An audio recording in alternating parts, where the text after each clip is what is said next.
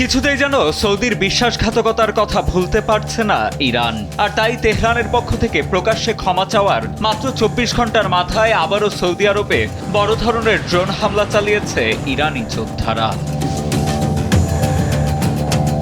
আরব ভিত্তিক সংবাদ মাধ্যম আরব নিউজের এক প্রতিবেদন বলছে, ইরান থেকে ছোড়া ড্রোনগুলো আকাশ প্রতিরক্ষা ব্যবস্থার মাধ্যমে প্রতিহত করেছে সৌদি আরব।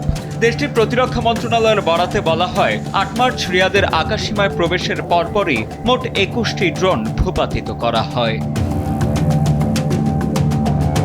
সৌদির প্রতিরক্ষা মন্ত্রণালয়ের মুখপাত্র জানান, রিয়াদের আকাশসীমার পাশাপাশি আল খার্জ শিল্পাঞ্চল এবং গুরুত্বপূর্ণ প্রিন্স সুলতান বিমান ঘাঁটি লক্ষ্য করেও হামলা চালানো হয়েছিল।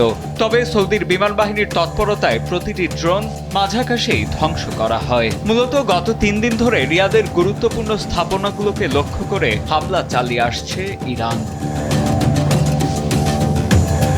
এই হামলার ঠিক আগেই ইরানের প্রেসিডেন্ট মাসুদ পেজেশকিয়ান প্রতিবেশী দেশগুলোর কাছে প্রকাশ্যে ক্ষমা প্রার্থনা করেছিলেন। প্রেসিডেন্টের সেই শান্তির বার্তার কয়েক ঘন্টার মাথায় এই হামলা কার্যত তেহরানের দ্বিমুখী অবস্থানকে স্পষ্ট করছে।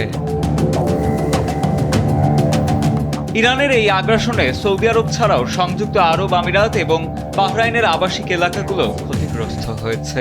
এমত অবস্থায় মার্কিন প্রেসিডেন্ট ডোনাল্ড ট্রাম্প ইরানকে কঠোর হুঁশিয়ারি দিয়েছেন। অন্যদিকে জিসিসি সদস্য রাষ্ট্রগুলো জানিয়েছে, আঞ্চলিক স্থিতিশীলতা বজায় রাখতে এবং ইরানের এই মারমুখী আচরণের বিরুদ্ধে তারা ঐক্যবদ্ধভাবে কাজ করবে।